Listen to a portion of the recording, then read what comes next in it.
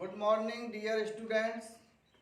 प्रेरणा coaching centre में आप सभी का स्वागत है। प्रिय बच्चों, आज मैं आपको एक्टिव एंड पैसिव वॉइस के बारे में बताऊंगा। प्यारे बच्चों, वॉइस दो प्रकार की होती है। फर्स्ट, एक प्रकार की वॉइस को एक्टिव वॉइस और दूसरी वॉइस को हम पैसिव वॉइस कहते हैं। Passive voice.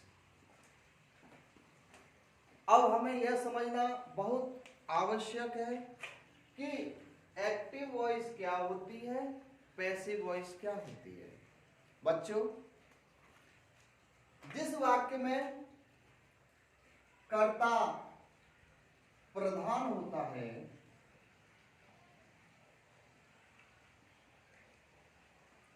और वर्ब का सीधा संबंध सब्जेक्ट से हो,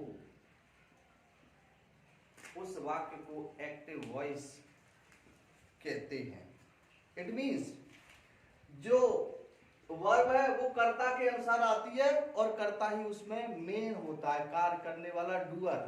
सब्जेक्ट प्रधान होगा और वर्ब उसी के अनुसार आएगी, उसे हम एक्टिव वॉइस कहते हैं। जैसे मीरा ड्रिंक्स दी वाटर। बच्चों, यहां समझने की कोशिश कीजिए। मीरा सब्जेक्ट है, जिसे हिंदी में कर्ता कहते हैं। Meera is subject, drinks verb, main verb, and water is object. इस वाक्य में जो वर्ब आई सिंगुलर सब्जेक्ट मीरा के अनुसार एस या एस इसमें लग जाती है, तो यहां पर एस लगाई गई है। इसका तात्पर्य है कि कर्ता प्रधान है और क्रिया का सीधा संबंध कर्ता से है और कार्य करने वाले को कर्ता हम कहते हैं। यस। पैसिव वॉइस में कर्म की प्रधानता, जिस वाक्य में कर्म की प्रधानता होती है, इट मीन्स होता तो वो कर्ता ही है, बनता तो सब्जेक्ट है, लेकिन जो एक्टिव का ऑब्जेक्ट होता है वो यहाँ के सब्जेक्ट बनता है, तो वो कर्म होता है। तो कर्म की प्रधानता होती है और क्रिया का संबंध उस सब्जेक्ट जो कि बना है कर्म को बनाया गया उससे होता है, अर्थात क्रिया उस नए कर्म के अनुसार आती है जब वो सब्जेक्ट बन जाता है। आती तो सब्जेक्ट के अनुसार है, उसे हम पैसिव वॉइस कहते हैं जी। इसमें अगर इसका हम पैसिव बनाएंगे तो ये ऑब्जेक्ट को सब्जेक्ट बनाएंगे, तो दी वाटर, और इसमें प्रेजेंट इंडेफिनिट में पैसिव वॉइस की मैं आगे कराऊंगा। Helping verb is are am लगती है। इज सिंगुलर के साथ इज, इसको आगे हम पढ़ेंगे। अभी यहाँ पे आप थोड़े डाउट कर सकते कैसे आई। और मेन वर्ब की third form is drunk by, subject को ऑब्जेक्ट बनाएंगे मीरा। तो थोड़ा सा आपको इसमें डाउट होगा कि कैसे बनाई, यही मैं आगे आपको बताने जा रहा हूं बच्चों। तो अब एक्टिव से पैसिव वॉइस बनाने के लिए कुछ जनरल रूल्स, सामान्य नियम है जो लगभग काफी वाक्यों में यूज होते हैं, उनको मैं बताता हूं। तो जो बच्चे नोट करना चाहें इसे नोट कर सकते हैं और अपने सिलेबस से इसे जोड़ना चाहें, जो भी आपके सिलेबस में दिया है उसे आप निकाल सकते हैं अपनी बुक्स को।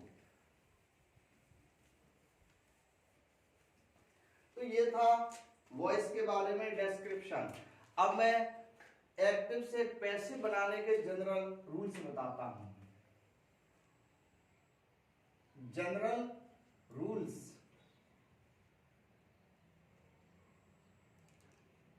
इसमें पॉइंट्स कुछ मैं आपको दे रहा हूं, ध्यानपूर्वक इनको आप सुने समझें।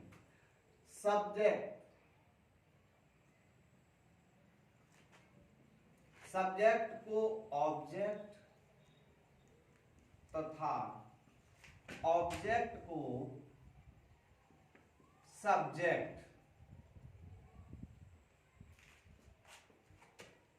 के स्थान पर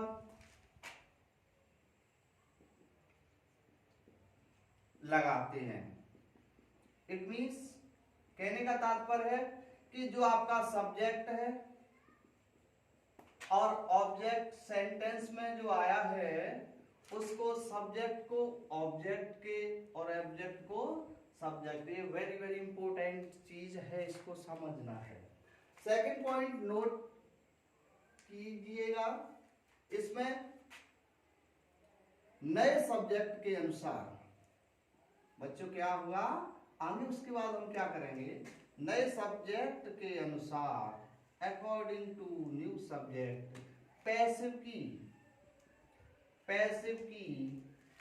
हेल्पिंग वर्ब, यहां समझना पैसिव की हेल्पिंग वर्ब उस टेंस जो एक्टिव में आया है उसके लिए पैसिव की हेल्पिंग वर्ब, आगे मैं बताऊंगा इसमें, वो लगेगी। पैसिव की हेल्पिंग वर्ब लगाते हैं। ओके, यस, जो भी टेंस है उसके अनुसार उसकी लगेगी। आगे मेन वर्ब की पैसिव में थर्ड फॉर्म, शॉर्टली मैंने किया है बच्चों, थर्ड फॉर्म यूज करते हैं। इट मींस मेन वर्ब की थर्ड फॉर्म आपको लगानी है पैसिव वॉइस में, याद रखना। इससे नेक्स्ट ऑब्जेक्ट जो बाद में आप लगाएंगे ना, सब्जेक्ट का ऑब्जेक्ट, इसको ऑब्जेक्ट से पहले बाय का यूज करते हैं। वेरी गुड, बाय का यूज करते हैं।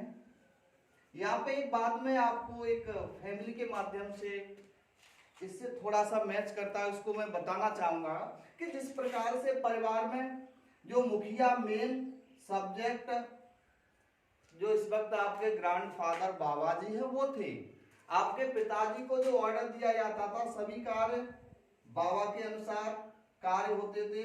तो जो क्रिया है यानी कार्य का मतलब है वर्ब, जो क्रिया थी बाबा के अनुसार होता था कार्य, उन्होंने कहा खेती में ये कीजिए या किसी भी बिजनेस में बताते थे वो होता था। और आपके पिताजी अंकल ताऊ जो भी थे इनके अनुसार अपना कार्य करते थे, ये ऑब्जेक्ट थे। ठीक है, समझना। अब क्या हुआ, आपके जो ग्रैंडफादर थे थोड़े यंग हुए, सॉरी वृद्ध हुए, और आपके फादर बाबा फादर ताऊ ये यंग हुए, तो ये तो यंग हो गए और ये ओल्ड हो गए, तो इनका कार्य किसने संभाला, ऑब्जेक्ट ने सब्जेक्ट बन गए, कार्य संभालने लगे। अब ये जो कार्य करने लगे चाचा ताऊ पिताजी, उसके बाद जो कार्य हुआ क्रिया होती थी इनके अनुसार कार्य होने लगा, यानी नए सब्जेक्ट के अनुसार क्रिया लगने लगी, उन्होंने अपनी इच्छा अनुसार खेती की। उसके बाद अपनी वर्ब समय बदला तो थोड़े तरीके बदले, तो वर्ब की थर्ड फॉर्म में आ गई नए जमाने के अनुसार। और जब बाबा जी वृद्ध हो गए ग्रैंडफादर, तो आपने उनको कहीं एकांत में कर दिया, व्यवस्था अच्छी कर दी, टॉर्च वगैरह दे दी, अब तो मोबाइल भी दे देते हैं, तो उनको सब व्यवस्था के साथ चारपाई डाल दी और उनसे कह दिया कि बाबा जी जब कभी डोलो तो आप ये डंडा टॉर्च मोबाइल का सहारा लेना, कहीं गिर न जाए। तो बच्चों इस तरह से इससे थोड़ा जोड़ सकते हैं। आगे हम आ जाए अपने पॉइंट्स पर कि ये जो पॉइंट्स हमने पढ़े, ट्राई टू अंडरस्टैंड, सब्जेक्ट को ऑब्जेक्ट, ऑब्जेक्ट को सब्जेक्ट के स्थान पर लगाएंगे, जो भी नया सब्जेक्ट होगा उसके अनुसार टेंस देख के, हर टेंस की अलग अलग हेल्पिंग वर्ब है, पैसिव की हेल्पिंग वर्ब लगा देंगे। मेन वर्ब की पैसिव में थर्ड फॉर्म टेंस की लगाई जाती है और ऑब्जेक्ट से पहले बाय का यूज करते हैं। नेक्स्ट आगे बढ़ेंगे,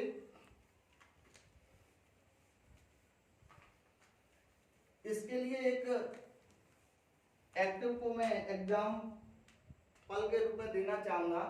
for example, she writes a letter. आपको इसमें सबसे पहले पहचान करनी है टेंस कौन सा है। राइट वर्ब में एस लगा दी, प्रेजेंट इंडेफिनिट टेंस, क्योंकि ये सिंगुलर है प्रोनाउन, इसके साथ एस या एस लगते ही पता कर ली। प्रेजेंट इंडेफिनिट यहां मैं बताना चाहूंगा कि प्रेजेंट इंडेफिनिट की अभी आगे आपको कराऊंगा इज, आर, एम, ये पैसिव की हेल्पिंग वर्ब लगाते हैं। समझ लिया बच्चों, क्या लगाते हैं, इज, आर, एम। इसमें मेन वर्ब ये है आपकी, सब्जेक्ट जो प्रोनाउन है ये है, और अ लेटर ऑब्जेक्ट। आगे बढ़े, अपना पैसिव हमने बनाया, ये एक्टिव था, इससे पैसिव बना रहे हैं। अपना नियम फॉलो करेंगे। फर्स्ट रूल कहता है कि ऑब्जेक्ट को सब्जेक्ट के स्थान पर जिसको बोलते हैं ऑब्जेक्ट का सब्जेक्टिव केस, रूल में कराऊंगा अभी। तो ये अपने पंक्चुएशन के रूल, कैपिटल लेटर का रूल फॉलो करेंगे, इसको कैपिटल कर देंगे अ लेटर। अब हमारा न्यू सब्जेक्ट अ लेटर है, इसके अनुसार पैसिव की हेल्पिंग वर्ब ये है इज, आर, एम। बताइए क्या लगेगी इसमें से, वेरी गुड, इज लगेगी, सिंगुलर है इसलिए इज। इज बताया कि थर्ड में कि मेन वर्ब की थर्ड फॉर्म लगाई जाती है। तो मेन वर्ब राइट्स में राइट है, राइट की थर्ड फॉर्म इसमें आपको फॉर्म में आनी चाहिए, रिटेन। और ऑब्जेक्ट सी, सी का ऑब्जेक्टिव केस हर होता है बाई हर। तो देखिए ऑब्जेक्ट का सब्जेक्ट बनाते हैं, पैसिव टेंस की प्रेजेंट इंडेफिनिट की ये लिखानी है, is written by her. Okay, समझ में आया। इसके लिए एक आपको प्रॉब्लम हो रही होगी कि ये सीखा या हर कैसे किया, इसका मैं एक आपको चार्ट दे देता हूं। प्रोनाउन का सब्जेक्ट और ऑब्जेक्ट, ये आपका पैसिव के साथ इनडायरेक्ट में भी बच्चों काम देगा, ध्यान रखना। कैसे, अगर आपका सब्जेक्ट से ऑब्जेक्ट बनाना है तो इधर वाला हो जाएगा, ऑब्जेक्ट से सब्जेक्ट बनाना है तो इधर वाला हो जाएगा। आई है, अगर प्रोनाउन आई दे दिया तो ऑब्जेक्ट उसका मी होगा। वी, वी का अस, यू का तो यू ही रहता है। दे, देम, इधर मैं कर किए देता हूं। देखिए आई का मी, वी का अस, यू का यू, दे का देम। ही अगर आपका सब्जेक्ट है तो इसका ऑब्जेक्ट वही मैंने इधर शॉर्टली किया है, हिम। शी, सी का क्या होगा, हर। इस तरह से और भी है, अभी मेनली मैं आपको बता दे रहा हूं। तो यहाँ पे देखिए आपने सी का सब्जेक्ट से हर जो ऑब्जेक्ट बनाया तो वो आपका सी का हर होगा। ये आप नोट कर लेंगे, याद कर लेंगे, ये हमें हमेशा काम में आते रहेंगे, इसको बिगाड़ते हैं जी। अब मैं आपको प्रेजेंट इंडेफिनिट की पैसिव वॉइस कैसे बनाते हैं रूल्स के माध्यम से एक ही बताऊंगा। तो देखिए पहले तो मैं पैसिव वॉइस एक चार्ट आपको शॉर्टली बनाता हूं, पैसिव वॉइस की हेल्पिंग वर्ब चार्ट। ठीक है, आप निकालिए कितना समय। देखिए पैसिव वॉइस की हेल्पिंग वर्ब का चार्ट,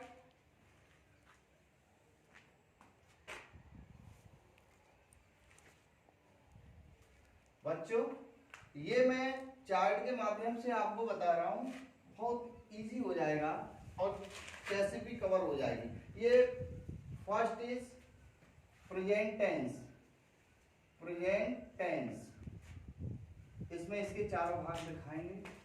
देखिए समझना जी। पहला भाग present indefinite tense, second present continuous tense, third present perfect tense, और last and fourth present perfect continuous tense. Shortly मैंने लिखा है पास्ट टेंस, टाइम था 15।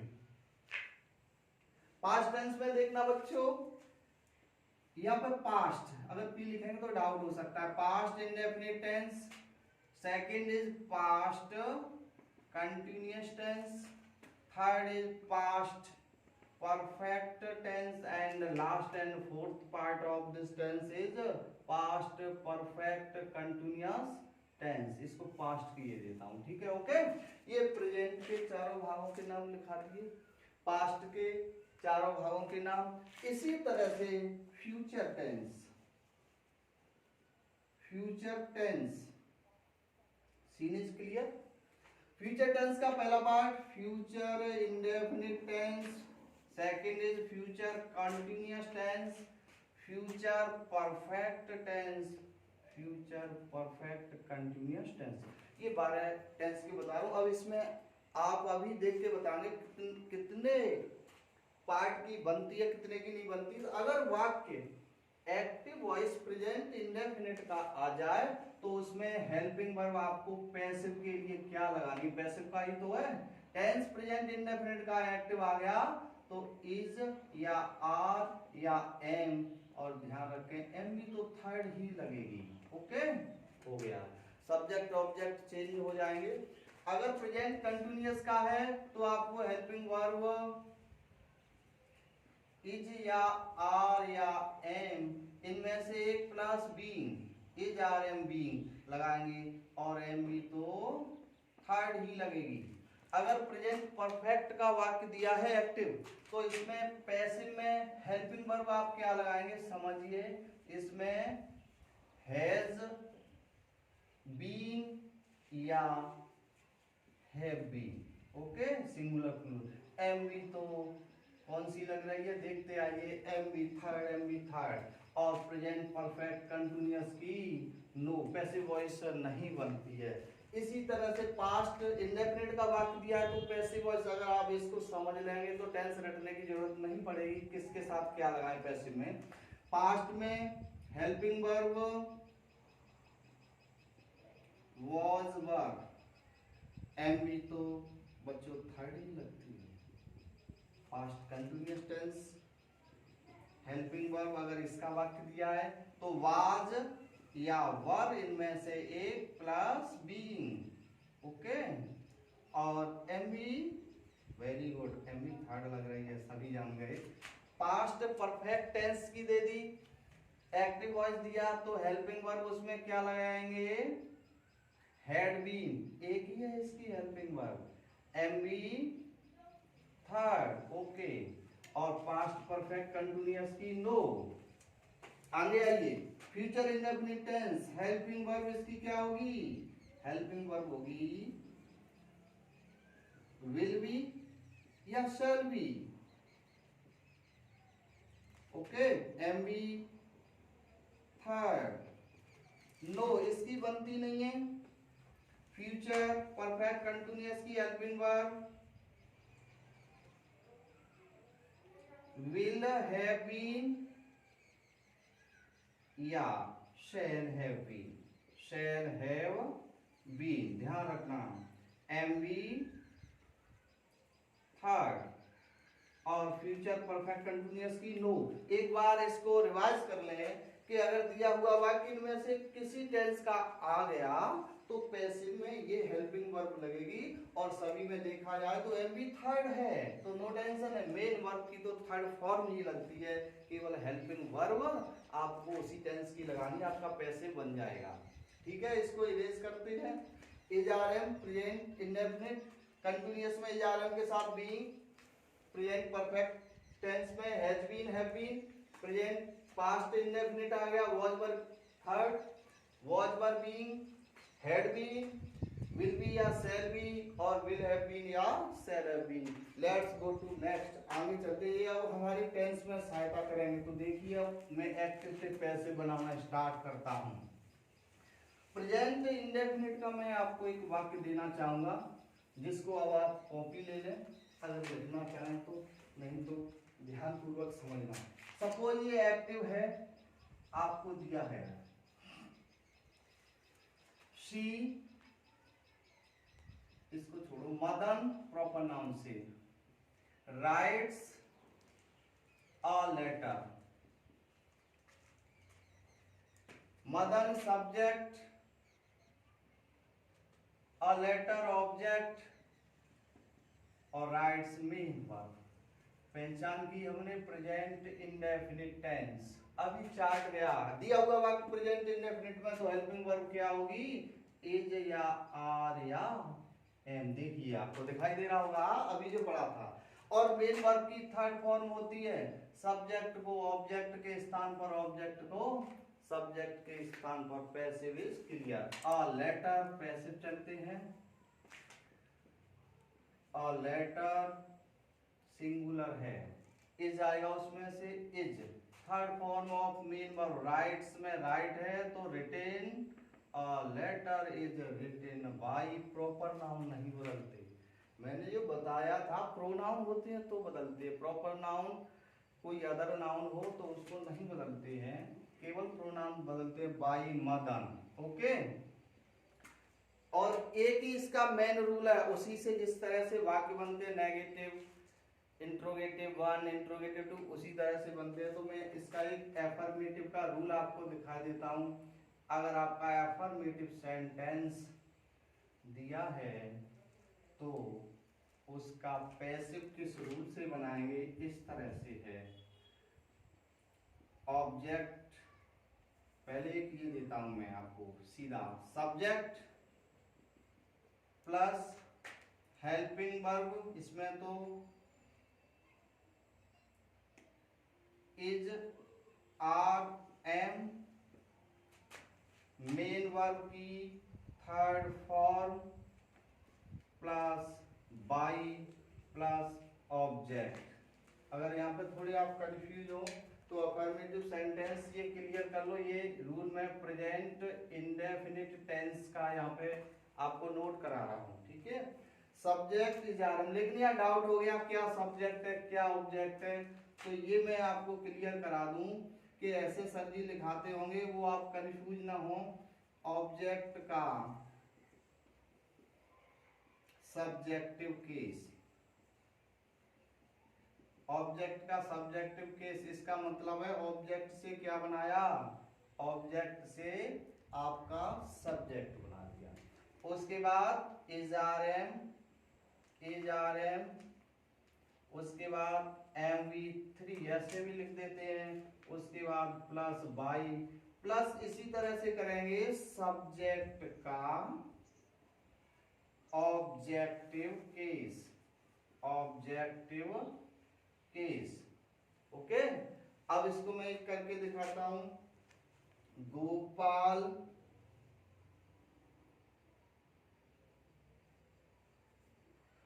Reads a story। in this sentence ये एक्टिव है, Gopal is subject, a story is object, reads is main verb. इसको कीजिए, object को सब्जेक्ट के स्थान पर, सब्जेक्ट को ऑब्जेक्ट के स्थान पर आ रहा है यहाँ पर, ओके दिखाई दे रहा होगा। तो मैं करता हूं a story, और आपका टेंस पहचानना है, प्रेजेंट इंडेफिनिट है, इसको मैं आगे करता हूं, सॉरी यहाँ पे इसका पैसिव दे रहा हूं, ओके। अ स्टोरी देखिए बच्चों, पैसिव से एक्टिव हो गया अ स्टोरी, ये नए सब्जेक्ट के अनुसार आपके अंकल, आपके फादर इस समय मालिक हो गए। अब प्रेजेंट इंडेफिनिट के इज आर एम में से अ स्टोरी के लिए इज आएगा, इज रीड की third form, spelling is same, by ये थर्ड फॉर्म है। यहाँ पर बहुत सी मीनिंग सेम रहती है लेकिन हमें याद करनी है फॉर्म्स। बाई प्रॉपर नाउन वही आता है गोपाल। सो डियर स्टूडेंट, ये सीक्वेंस है एक्टिव से पैसिव बनाने का। अतः अगर हमारा दिया हुआ वाक्य, अगर हमारा दिया हुआ वाक्य एफर्मेटिव में तो पैसिव अफर्मेटिव में बनाएंगे, अगर हमारा दिया हुआ वाक्य इंट्रोगेटिव में है तो पैसिव इंट्रोगेटिव। इट मींस जिस कंडीशन में दिया है टेंस की फॉर्म में, अफर्मेटिव, नेगेटिव, सिंगल, डबल, उसी में हम पैसिव बनाते हैं। आगे बढ़ते हैं इसी में कि अगर हम पैसिव बनाना चाहते हैं और दिया है वह नेगेटिव, तो बन जाएगा। प्रेजेंट इंडेफिनिट का नेगेटिव बना के दिखाते हैं। जिस तरह से Golu does not sing a song, आप पहचान किया करेंगे हर टेंस की। Golu subject, a song object, okay clear. Does ये हेल्पिंग वर्ब ने हमें क्लियर कर दिया प्रेजेंट इंडेफिनिट और नॉट ने कर दिया नेगेटिव। समझ में आया। अगर एक्टिव प्रेजेंट इंडेफिनिट का नेगेटिव में है तो पैसिव भी आप नेगेटिव में बनाएंगे। प्रेजेंट इंडेफिनिट आने पर उसकी हेल्पिंग वर्ब हमें पता है, अभी चार्ट बनवा चुके हैं। इज आर एम में से एक लगेगी और मेन वर्ब की थर्ड फॉर्म लीजिए, ऑब्जेक्ट को सब्जेक्ट बनाते हैं। पैसिव बन रहा है a song, helping verb tense की नहीं पैसिव वाली ये लिखी है जो चार्ट में है, वहां से याद कर लेंगे। Is, do not, does not ये अपनी इसके साथ आएगा नेगेटिव। इसमें हेल्पिंग वर्ब के बाद नॉट लगी है तो यहाँ पैसिव के साथ नॉट आ जाएगी। इज नॉट, सिंग की थर्ड फॉर्म सिंग, सैंग और एस यू एन जी संग, ये थर्ड फॉर्म हो गई बाई गोलू। तो इस तरह से बच्चों हम किसी भी जिसका पैसिव बनता है हम बना सकते हैं, लेकिन एक बात ध्यान रखनी है कि पैसिव उसी सेंटेंस का बनेगा जिसमें ऑब्जेक्ट दिया हो। अदर वर्ड्स, दूसरे शब्दों में हम कह सकते हैं कि सकर्मक क्रिया का ही, ट्रांजिटिव वर्ब का ही पैसिव बनता है, इंट्रांजिटिव का नहीं बनता। कुछ का बनता है वो है रेयर केस, विशेष स्थिति में। ठीक है, किसी का जन्म हुआ है वाज बोर्न, किसी की मृत्यु हुई है शॉट डेड, गोली से मार देना, इस तरह के बन जाते हैं, वो रेयर केस जाते हैं विशेष स्थिति में। आइए आगे मैं प्रेजेंट कंटिन्यूअस का एक वाक्य आपको करके दिखाता हूं। ये एक्टिव है, Sonu is drinking the water. समझिए बच्चों, आपका टेंस कौन सा है, इज आर एम के साथ आईएनजी लगेगी। इट मींस टेंस दिया हुआ active present continuous. Present continuous से हम उधर पहुंचे, एफर्मेटिव सेंटेंस नॉट है नहीं इसमें, क्वेश्चन आस्किंग प्रश्न नहीं पूछा जा रहा, प्रश्नवाचक है नहीं, तो आप भी एफर्मेटिव में। तो प्रेजेंट कंटिन्यूअस होने पर इज, आर, एम और इनमें से एक और क्या लगती है, बीइंग, ये लगती है हेल्पिंग वर्ब। कहने का मेरा तात्पर्य अगर किसी वाक्य में सॉरी पैसिव की हेल्पिंग वर्ब बदल दी जाए तो वो वाक्य मोस्टली इन 8 में चेंज हो सकता है।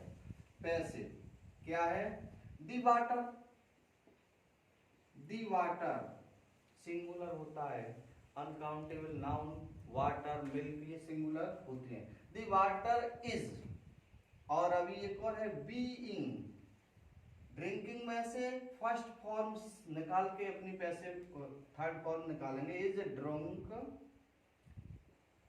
बाई नाउन, प्रॉपर नाउन वैसा ही लिखते हैं, बाई सोनू सो स्टूडेंट। इस तरह से एक वाक्य की पैसिव हम बना सकते हैं। 29। अब इसी वाक्य को मैं एक दूसरे में चेंज करके आपको दिखा रहा हूं। सोनू हैज, ये आपका सुनिए वही वाक्य अगर पैसिव वॉइस बदल जाए तो किसी में बन सकता है, किसी भी टेंस में जिसका बनता हो। Sonu has drunk the water, देखिए अब ये टेंस प्रेजेंट परफेक्ट टेंस है। देखिए हैज के साथ थर्ड फॉर्म, हैज के साथ third form present perfect tense में आती है। अब इसकी पैसिव वॉइस में क्या अंतर आया, मेन वर्ब की उसमें भी थर्ड फॉर्म लगनी है, सब्जेक्ट का उसमें भी बाई लग के ऑब्जेक्ट होना है और ऑब्जेक्ट का इसमें भी सब्जेक्ट होना है। अंतर आना है तो केवल हेल्पिंग वर्ब का। अतः बच्चों अब यहाँ पर हम क्या करेंगे, प्रेजेंट परफेक्ट टेंस की हेल्पिंग वर्ब हैज बीन, अभी ऊपर चार्ट बनवाया था, या हैव बीन लगाएंगे। तो देखिए दी वाटर सिंगुलर है, सब्जेक्ट सिंगुलर के साथ हैज, ये पैसिव की हेल्पिंग वर्ब मैंने लगा दी, has been drunk by Sonu. इस तरह से बच्चों हम नेगेटिव या प्रश्नवाचक किसी की बना सकते हैं। अगर दिया होगा वाक्य आपका इंट्रोगेटिव है तो ये पैसिव की हेल्पिंग वर्ब एक बार आगे आ जाती है, वो इंट्रोगेटिव सेंटेंस में बदल जाता है। इसको मैं एक इंट्रोगेटिव सेंटेंस भी आपको बना के दिखा रहा हूँ, समय अभाव है अभी, तो एक आपको दिखाऊंगा, देखिए। वाज, ओके सर, एक्टिव है, was Reena singing a song, was Reena singing a song. देखिए वाज वर्ब के साथ ING, present sorry past, continuous और इंट्रोगेटिव वन। पहचान कीजिए, सब्जेक्ट से पहले हेल्पिंग वर्ब आ गई। आप पैसिव भी इसी में बना देंगे कि पैसिव की हेल्पिंग वर्ब वाज वर और बीइंग उसमें बढ़ेगी, ठीक है। तो आप क्या करेंगे, ऑब्जेक्ट को लाइए यहाँ, सब्जेक्ट यहाँ जाएगा और ऑब्जेक्ट जो हेल्पिंग वर्ब थी यहाँ पर एक वर्ड की यहाँ आती है और दूसरे वर्ड इसके बाद जाएगा। तो आपका अ सॉन्ग, इसके लिए वाज बीइंग या वर बीइंग में से सिंगुलर है वाज अ सॉन्ग और दूसरा वर्ड इसके बाद आता है बीइंग। इसकी थर्ड फॉर्म सिंगिंग से क्या होगी, sung by Reena. Okay, so dear students, active passive के बारे में मैंने जानकारी आपको बताई। अगर आपने हमारे चैनल को सब्सक्राइब नहीं किया है आप सब्सक्राइब कीजिए, लाइक और शेयर कीजिए ज़्यादा से ज़्यादा, और work hard for get success. Wishing you very very happy, may God help you, may you B success in your life. Thank you so much.